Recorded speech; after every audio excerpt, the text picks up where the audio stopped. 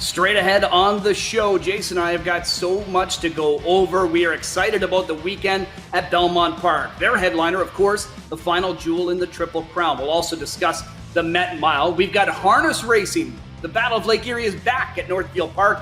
One of the headliners in there, it is Canada's Horse of the Year, Century Pharoah. Of course, we've got the bet battle, and then we've got racing action from all over the world. JRA with a Breeders' Cup Winning Your In Challenge. Robert and Klaus will break that grade one down for you. And we welcome back Jess Stafford from Racing TVi as she discusses the huge weekend from Epsom Downs. So much to cover. We're ready to go racing around the world. Why don't you join us?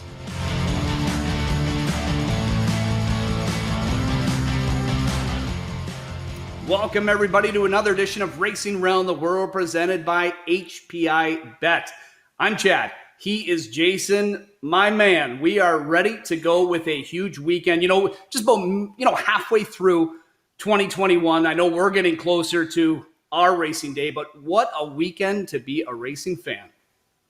To quote the late, great Andy Williams, this is the most wonderful time of the year. And I'll use that at least 3 or 4, maybe even 5 times in 2021. But you're right. We're not that far away here in Ontario getting back on track. You mentioned some great things in the preview there. Epsom Derby, JRA, yep. Obviously the Belmont Stakes. We got the harness action at the home of the Flying Turns in the Buckeye State of Ohio. Man, oh man, it does not get any better than this.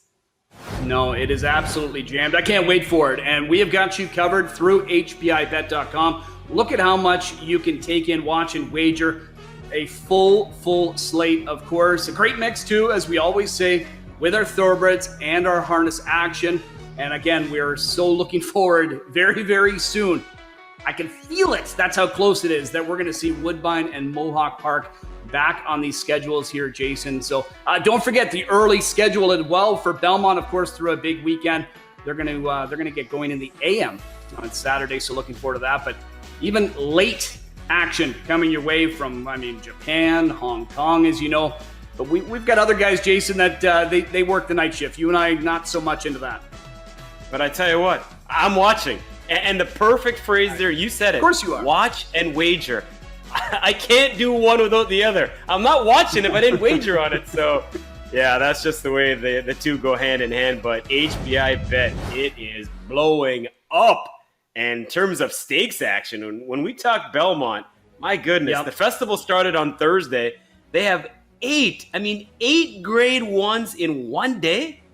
Come on. Unbelievable. Yeah, unbelievable. And there they are. You see it. Belmont Stakes, of course, but then another 7-figure one with the Met Mile, which is always, such a prestigious race to win. The Acorn, kicking off that Naira Triple Tierra as well. Looking forward to that. And on the harness side, after a 1-year hiatus, the Battle of Lake Erie is back.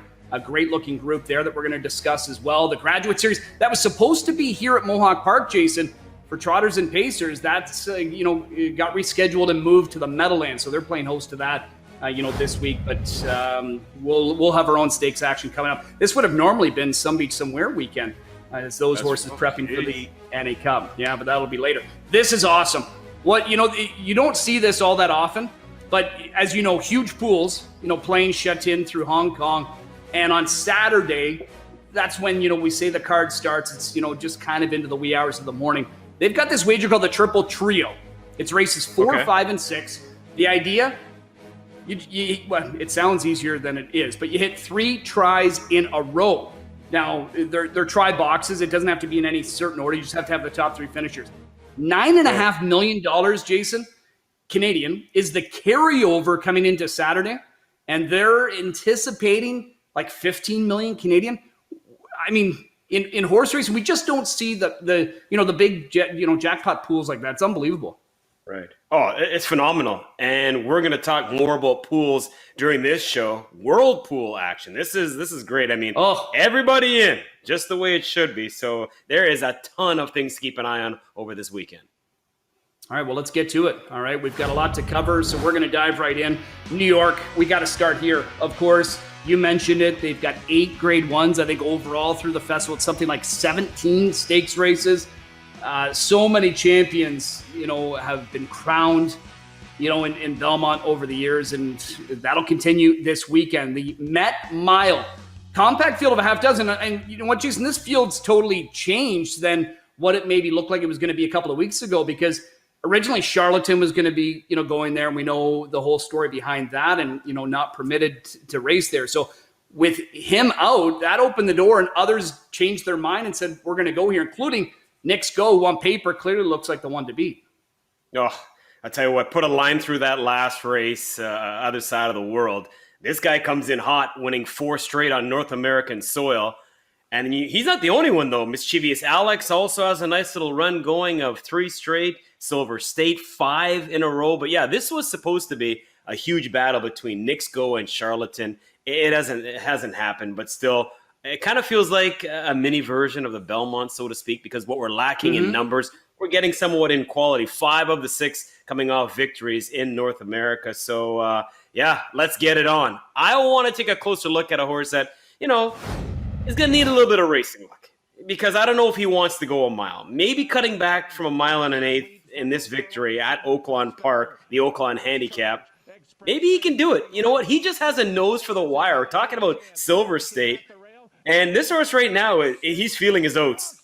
He's peeled off back-to-back wins. And those 5 wins over 3 different racetracks at 5 different distances. So how good is Silver State right now? With that in mind, he's going to need things to just unfold in a timely manner. If he does, I think he's worth a really good look here. I mean, Nick's Go, okay, I get it. No, actually, he was thinking about the Sexton race. The Sexton Mile at Lone Star would have been last week, Monday, I do believe. But then all of a sudden, no Charlatan. Hey, we're going to go here instead. So, yeah, he is the speed of the speed. If somebody can run with him, maybe Mischievous Alex, soften him up just a little bit, it just might set the table for Silver State. You get Santana, you get Asmussen. You think about this race. They won it in 2018 and 2019 with Matoli. So Silver State need a little bit of racing luck. If he gets it, he just might pull off a bit of a surprise and run that win streak, Chad, to a half dozen. He's my top pick.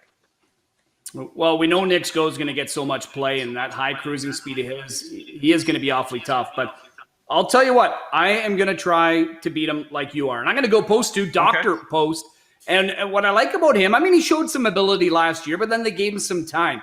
Coming back, he gets his first graded win. It was in the Westchester, and he got 104 buyer there. It was at the distance, and it was at Belmont. So I like that. I think they have really just found, a great spot for him. I think this is a horse that is ready to really turn a corner and continue to build off of that. I think he's throwing his hat into this age group. Picks up John Velasquez. Nothing wrong with that. I like Dr. Post and hopefully get a decent price. Well, we're going to get a price as long as we can just beat that heavy favorite Nick's Go. But quickly, Mischievous Alex, you know what? He has been lights out for Safi Joseph. I mean, but the question mark, and we all have it, can he get the mile? Yeah, that is the question. You're 100% right. And Nick's Go, he is clearly a need the lead type. I don't know if a mile is his thing. We're going to find out. He hasn't raced since the end of February, so there are some question marks with him. I don't want him at a low number. I do know that. Yeah. And Dr. Post, by the way, would be a kind of cool story if he wins, because his father, Quality Road, won this race for Pletcher back in 2010. So maybe like father, like son. We'll find out. Capping off the huge day Saturday in New York is, of course, the Grade 1 Belmont Stakes, Jason, 153rd renewal, final leg of that Triple Crown. And we know these classic races, they just felt different. This year we know, the drama behind the scenes, but the fields have all looked different. And happy to see so many of the Derby starters back here. This is a more logical move going, 5 weeks from that tough test in that first Saturday in May. And it's tough to think, that it's not going to be one of those horses coming from the Derby to here. Yeah, speaking of the Derby, kind of glad we don't have the Derby winner winning the Preakness, because that would have set up a quagmire of issues going into this third leg. But we deal with what we have, and what we have is pretty good. 5 of the 8 in the field coming back from the aforementioned Derby, and 2 others from the Preakness, one off a maiden victory, and that was overtook some 3 starts back. But kind of feel like a bunch of these horses got, a bit of a chip on their shoulder. Essential Quality saying, hey guys, don't forget about me. I was perfect before the Derby. ROMBAUER just broke his maiden on dirt at the Preakness. Some are saying, but who did he beat? hey, he won the race. That's all that matters. Hot Rod Charlie, obviously in the mix. No agenda, no shot after his Derby trip. Ditto for Rock Your World. So, yeah, this is kind of like the equine version. All I'm missing is Amanda Peet and Jack Nicholson because something's got to give here. I don't know what will give, but we're going to find out on Saturday. Rombauer, though, I still feel like he's just kind of trending in the right direction. I don't know if that was just a fluke victory. Let's go back to the Preakness. And yes, I know he got a dream trip. We've talked about that already, but it's not his fault. Flavien Prat put him in a perfect position, and he delivered the goods here to a romping victory by 3.5 widening lengths. But now all of a sudden, Prat bolts, goes back to Hot Rod Charlie. I get it. John Velasquez, maybe he just falls into another winner here. Maybe it's just John Velasquez's season in terms of the Triple Crown, obviously minus the second part. But this horse will now get a 7th different rider in as many starts. Don't sleep on Rombauer. That's all I'm going to say. He's not my top pick, but don't sleep on him. I'm going to go with the speed of the speed. We spoke of horses that just had no shot from the Derby. Rock Your World. I mean, stutter step beginning, got shut off, race was over just like that. Completely different projection now on Saturday. I think he gets to the front. 1.5 miles on the front is no easy task. I get it, but I really feel like he's going to make amends for what didn't happen in the Derby. Scintillating work since. Rosario sends him. I think Rock Your World gets the front. Hot Rod Charlie defers, and they may not see Rock Your World ever again. Speed, speed, speed for me, Chad. I'll take him to go pillar to post, pulling off a minor upset. Yeah, can they get the distance? That's the question for every one of them. And yours will look good, especially planted on the lead, if he can get that distance. But you talked about horses in the Derby having troubling trips. Yours an Essential Quality, and then my top pick, Known Agenda. Yeah, the rail's not a great spot to be. I know it's a little bit better when they switch to that new gate, but he, even though getting off to a decent start, it was just then all of a sudden, Martin traffic, and he suddenly found himself 17th. And you just couldn't recover from there. Pletcher loves this move. He loves going Derby to Belmont. It's worked 3 other times for him. Even the filly Rags to Riches in 07, she won the day before the Derby in winning the Kentucky Oaks, but then didn't race again until the Belmont. So I think it's a great move. He thinks this horse is being overlooked, and I like Known Agenda in here with Irad Ortiz. But Essential Quality, I know Brad Cox, I was reading Jason, he said right now he is just a monster. He said he's just training like a monster. So that's pretty scary. Other things I've been reading, I know there's some talk about, Flavien going Hot Rod Charlie over Rombauer. I understand that was actually a commitment he made like almost right after the Derby. He had committed to ride this horse already in the Belmont before he knew anything was going to happen there as far as in the Preakness. But Rock Your World, price-wise, I'm hearing some thinking that he's maybe going to get overlooked a little bit because of that last start. But if you factor in everything that happened to him, to me, you just look at his first 3 lines of his career, and he should be one of the favorites, shouldn't he? Yeah, I understand, the start was awful, but you know what? He didn't run a step. So that has me a little bit worried. I mean, he got beat over 24 lengths. So yeah, the start wasn't good, but that's not reason enough. You can't pass a few more in a field of 19. So I'm not really 100% sold on him. He's my top pick. And just quickly, Essential Quality, he got jostled around 2 at the start and then a wide journey. So all things considered, to get beat a length, he's obviously, I still think, in my opinion, the one to beat. In celebration of Belmont Stakes weekend, great promo offered up through HPIBet.com as well. And we've seen this promo, in place on other big events. Basically, you know what? If you're a new sign-up, bet $250 to get $250. That's basically, to sum it up. But you can go to HPIBet.com, read the fine print, get some more details there. But it's just kind of a great way to give it back and to wager along. There's so many different options for you to play through this weekend as well. All right, let's switch gears a little bit and breeds as we check in with some harness racing this week, Jason. And already kind of talked about it earlier. Last year, due to the pandemic, like so many other stakes races, throughout the world, kind of got put on hold or canceled, whatever it may be. Well, the Battle of Lake Erie did not go. It is back, and it's one of their best races of the year for the older pacers. 9 of them, it's by invitation. We have got the reigning horse of the year here in Canada, Century Pharaoh. He's racing pretty well. This is the plan, the morning line favorite. He looks pretty good on paper, but I don't know. To me, this looks pretty darn wide open. It's a good race. I mean, you got to respect this is the plan, as you talked about, right? First of all, you just don't stumble into $2.1 million in career earnings. He's been battling Nicholas Beach. That horse is a big-time stud. You don't have to worry about him this time around. So, you know, Gingras, Burke, just add to the profile. Deserves to be the choice. You got some intangibles, though, like a Western Joe. You spoke of Century Pharaoh. I know you're kind of leaning towards another horse at a price as well. For me, stars align. I mean, I don't mind the brief freshening by Team Buongiorno here after, you know, back-to-back wins. In fact, a lifetime mark, 2-back, 48 and change. So this horse is in good shape right now. Let's go back to that daytime mile on the Jersey Shore. And I like what I saw. Doesn't win, but look at the fractions. I mean, for a qualifier, are you kidding me? 27 flat, 27-1 after that. They go 54-1.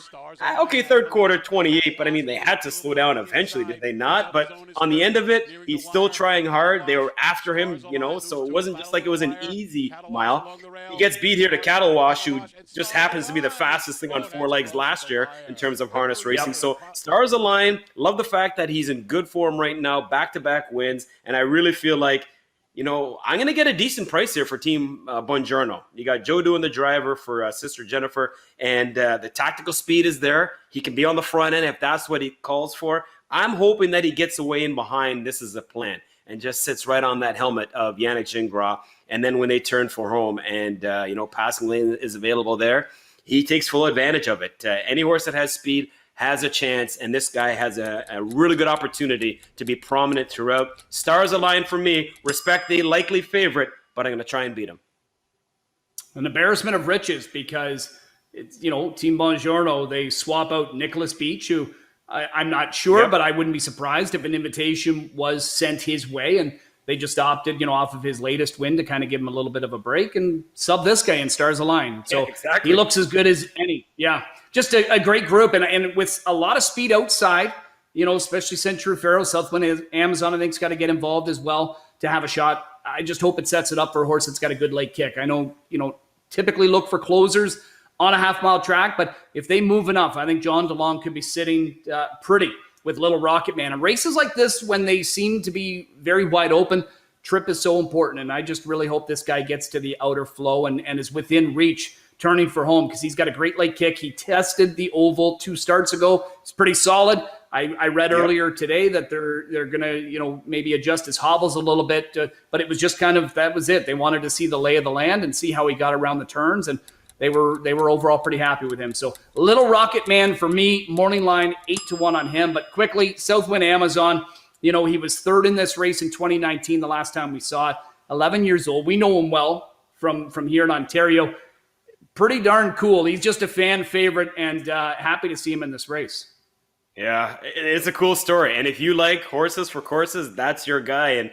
But your pick, by the way, 23 of 37 lifetime. That is a crazy win percentage. I'll take that. Yeah, I would too. Let's get one more. All right. Let's get into something you already kind of teased on a little bit earlier. We'll be, you know, talking some races, you know, far and away from here. But exciting news that we just heard about only a few days ago, World Pool, and it's just as it sounds.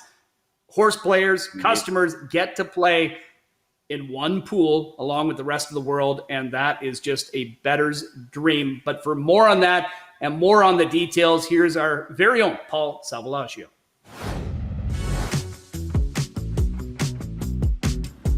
Horse racing is becoming more and more international, and since 2019, the innovation known as World Pool has been making huge waves and windfalls, especially for bettors. Now, if this is the first you've heard of it, World Pool allows players from all over the globe to bet into a single pool. It's one multi-million-dollar betting bonanza. Not only are the payouts big, the races are some of the most exciting competitive events on the planet. Inside the final 100 yards, there is desperate!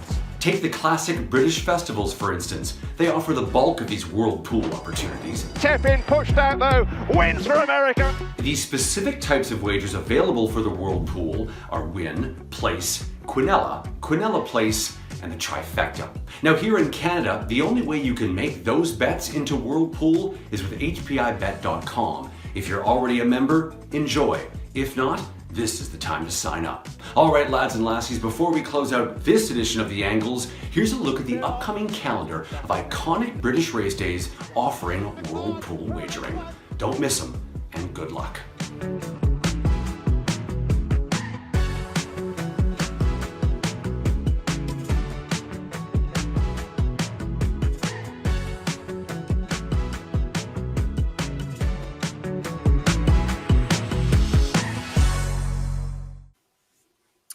Thanks again, Paul. Appreciate that. And yeah, that's just awesome. And you know yourself, Jason, as a horse player, I mean, I wish it was like that for everywhere, and maybe we'll just gradually get there. But I was reading, I think in 2019, when more and more of this got introduced, the pools increased in Britain. I saw for one meet like 400% by going to the World Pool. And, that turns into bigger returns and just better odds overall.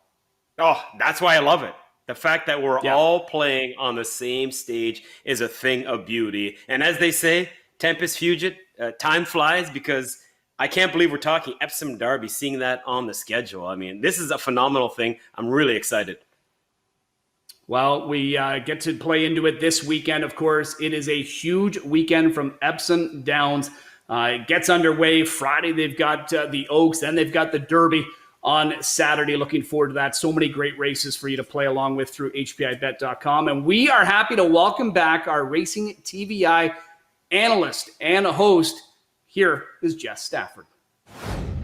Thank you, Chad. We are really looking forward to the Kazoo Epsom Derby over here in the UK. And there's been so many news stories this last week, but the most significant one is the fact that BOLSHOI Ballet is Aidan O'Brien's only runner. There's only been a handful of times over the last 20 or so years that Aidan O'Brien has sent one horse to the Derby. And importantly, that one of those times was when Galileo, the sire of Bolshoi Ballet, won this race. He was one of the most impressive Derby winners we've ever seen. Can Bolshoi Ballet emulate his sire? I believe he can. I'm very confident in this horse. He was a superb winner of the Darren Stam, the Derby trial last time.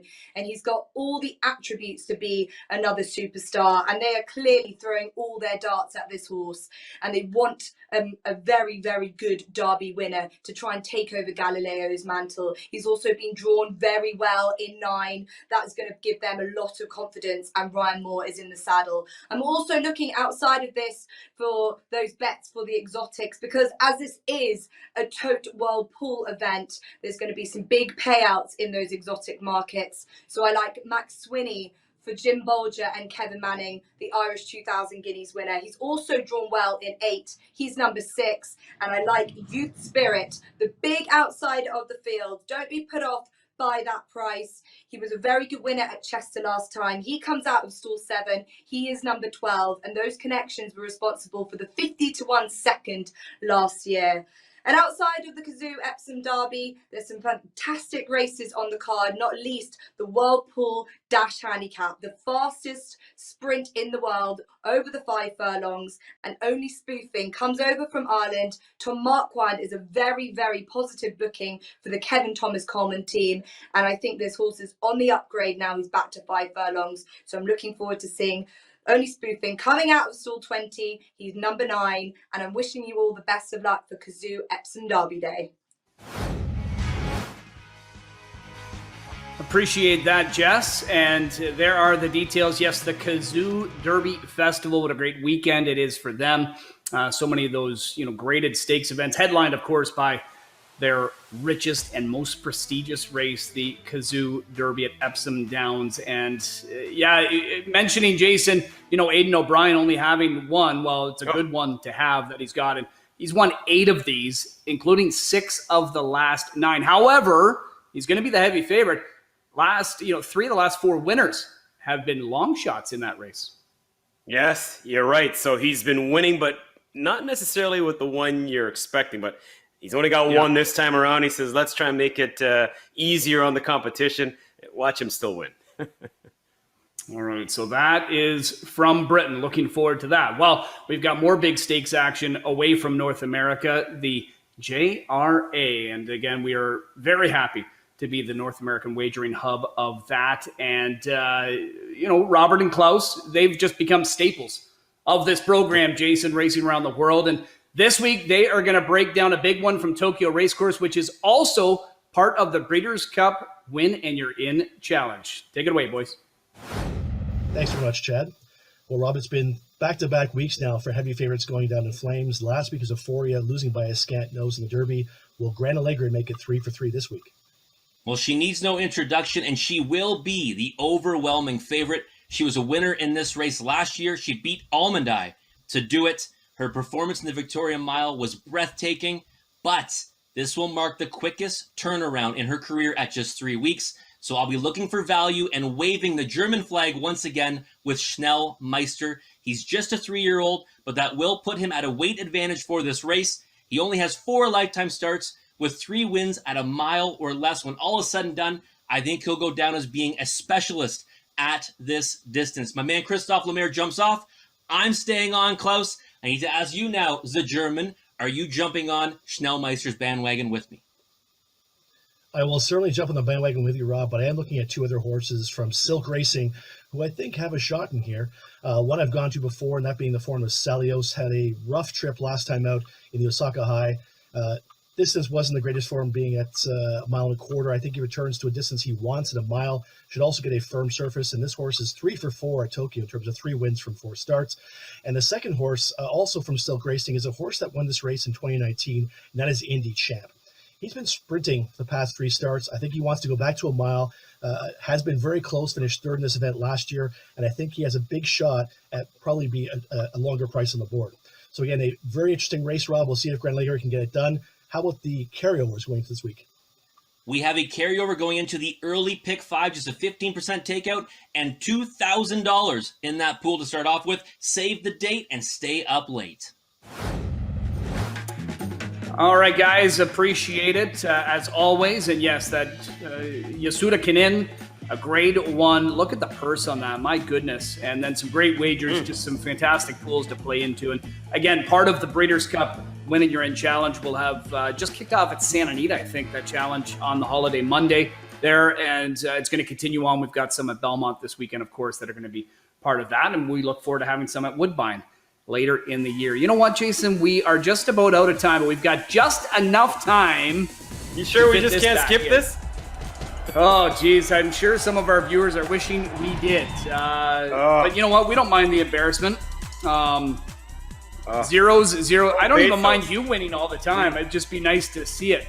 Yeah, exactly. No. Mine wasn't even a factor in there. But we're back. And hey, how do we not go to Belmont with the Saturday they've got? Okay. I mean, we choose any race really to go on, but with $25 back into the bankroll, Jason, the one we're going to go with is race number 10 on the card, the race just prior to the Belmont Stakes. It is the Grade 1 Manhattan, 1.25 miles on that inner turf course, field of 10. Look at the stars in here, and also look at how many Chad Brown is sending out, and he's won 5 of the last 7 of this race, and he's loaded for bear again.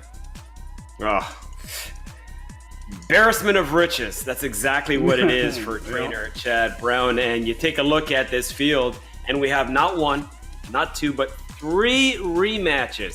One from the Fort Marcy, one from the Turf Classic, the other from the Man of War. I'm going to focus in on the Man of War, and Gaffol for me is kind of like my thoroughbred version of Hypnotic AM. I'm not giving up on that one, by the way, but Gaffol last time out simply just got going too late, and Channel Cat got the jump. I think he turns the tables on that one. And with Channel Cat back in here and Tripovan, I'm pretty much guaranteed a legit pace to chase. I'm going to put him on top, play a little trifecta key with those horses on the bottom, and just see what we can cash. I'll be running late. Gaffol, my pick. What about you? There's going to be a bunch of good ones running late, including yours. I love watching him race, but tough not to like domestic spending either. And you know what? He is a trouble trip away from being undefeated in his career. Yep. This horse just loves to win. He dead heated in that Grade 1 Turf Classic along with Colonel Liam, and Colonel Liam's turned into such a star on the turf as well. So $20 right on him to win. I know the price isn't going to be big, but I just want to win at this point, Jason. And then the exacta with him on top over the 5, 6, 8, 9, and 10. So got to include yours in there, of course. That's a great one, though. Really looking forward to this. And even so many of the other ones on the undercard. It's just, it'll be a Saturday to remember. And we should quickly point out right now, you and I, once again, will be hitting IG Live through the Woodbine Thoroughbred account. We are going to hijack that account. Not sure what time, but I'm going to guess around 5 o'clock. Yeah, that sounds good. Hey, I could do it right now. Let's I'm good to commit to go. that right I'm a now. Bruins fan. Yeah, well, I'm a Bruins fan, so I like me some bees, right? And you mentioned Belmont, Breeders' Cup, Battle of Lake Erie. That's all I got to say. This is going to be a great weekend.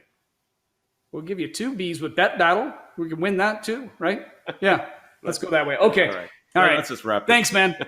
Yeah, let's All right, wrap it. good to That's see right. you. We've had enough. Appreciate everybody tuning in. Big shout out, of course, to everybody who took part today. We've got Paul Salvalaggio, of course, Robert Reed, Klaus Ebner, welcoming back Jess Stafford as well. Appreciate her time. For producer Luke Van Belcom and Jason Portuondo, I'm Chad Roseman saying enjoy this first weekend in the month of June. What a weekend to be a racing fan. And don't forget to tune in on IG Live through the Woodbine account as Jason and I will be talking Belmont Stakes on Saturday. Enjoy it, everybody. Until next time, this is Racing Around the World presented by HPIBet.com.